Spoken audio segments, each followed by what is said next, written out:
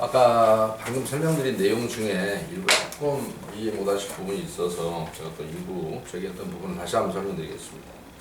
제가 아까 설명을 드릴 때 이주비 금융비용이 84억이라고 설명을 드렸는데, 이거는 아까 무이자 61억 4,800에 대해서 제가 아까 설명을 드린 것 같은데, 그게 아니고 이거는 이삽이고요.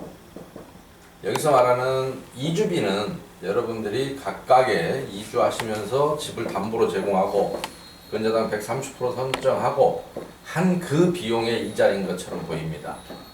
이삽이라고 안 돼 있고 이주비라고 돼 있기 때문에. 그런데 이 경우에도 사업비에 포함시키면 안 되는 게, 종전의 재개발 재건축 조합들이 이걸 포함을 안 시켰습니다. 왜 그러냐면 혹시 이주비 중에서 조합원들 입장에서는 자기 자신의 재산을 담보로 설정을 해야 되기 때문에 이주비를 안 받은 조합원들도 있을 수 있습니다. 면목상은 제가 파악은 못했습니다만은, 다른 지역 같은 경우 신길동의 모 조합 같은 경우 약 50여 명이 안 받았습니다, 이주비를.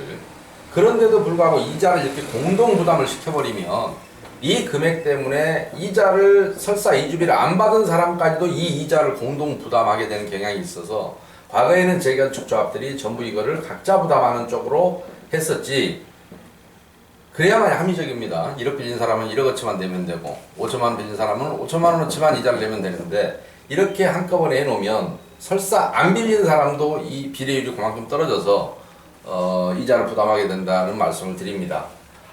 그래서 그 부분은 약간 사실과 달라서 정정을 해주시고요. 그 다음에 아까 사업비 금융비용 중에 무슨 얘기냐면, 사업비 금융비용이 공사비를 분양금이 들어오면 75%를 공사비로 가져가고 25%를 사업비를 충당한다라고 했습니다. 그런데 장이 7구역 같은 경우는 똑같은 회사에도 50%를 사업비 50%를 갚는다는 얘기. 이 얘기는 무슨 얘기냐면, 자, 도급계약이라고 하면 공사가 기성에 따라서 완성이 되면 그 금액만큼 10% 완성하면 10% 주고 20% 하면 20% 줘야 되는데, 이런 식으로 75%가 만약에 들어가면 관리처분 끝나고 나서 일반 분양하고 나서 20%가 들어옵니다. 예를 들어서 분양대금이. 그러면 이 금액 중에 아직 기성은 하나도 안 돼 있는데 이 금액 중에 75%를 공사비를 먼저 줘버린다는 얘기입니다. 그러니까 선급으로 가져가는 거죠. 그러면 내가 지금까지 빌린 돈이 있는데 그거를 25%밖에 못 갚으면 계속해서 공사비는 선불 가져가게 되고 내가 그동안에 빌려온 돈은 계속 이자를 부담하게 되는 그런 얘기입니다. 그래서 옛날에 과거에 2008년도 이때 막 조합했던 데들은 이렇게 안 했습니다. 2009년도부터 이런 장난을 슬금슬금 치기 시작했는데, 시공사들이 이 당시에는 무조건 들어오면 우선순위가 뭐냐면 빌린 사업비부터 갚는 겁니다. 그래서 이자가 거의 없습니다. 옛날에 대형 조합들도. 왜냐하면 기성이 아직 시작되기도, 맨 처음 무이자로 빌려주겠다는 돈이 좀 있었기 때문에 그 범위 내에서 쓰고, 여기도 무이자는 막 700억인가 뭐 빌려준다고 돼 있었을 겁니다. 그러면 이 범위 내에 쓰고 나머지를 분양이 되자마자 관리처분이 끝나면 일반 분양되고 하면 갚아야 되기 때문에, 여기서 이자 사업비 이자 비용이 이렇게 197억씩 안 나오고 실제로 줄어든다는 얘기입니다. 그런데 지난번에 작년 연말에 보도가 됐던, 재작년 연말인가요 벌써? 신길 10일이나 이제 추가 분담금 나왔던 데들도 전부 뭐냐면 공사비를 먼저 가져가기 때문에 사업비 이자가 들어갔다 해갖고 결국 입주할 때 추가 분담금을 냈던 겁니다. 그러니까 여러분도 요 부분은 새로운 임원이 구성되시면, 도급계약이란 민법상 도급계약은 공사 완성하면 주는 것인데 왜 먼저 가져가느냐 라는 부분에 대해서 시공사와 어느 정도 협상을 해볼 필요가 있고 반드시 사실은 해야 됩니다. 법률상 안 맞기 때문에 해야 되고요. 그 다음에 그런다는 말씀을 제가 드리고요. 그 다음에 내가 뭘 좀 설명을 아까 조금 추가로 드리려고 했는데, 그래서 그런 부분에 사업비 금융비용을 상당수 절감할 수 있고, 그 다음에 이주비 금융비용을 할 수 있는데, 그리고 여기는 보면 지금 예비비만 해도 약 130억이 잡혀 있습니다. 너무 많이 잡아놨습니다.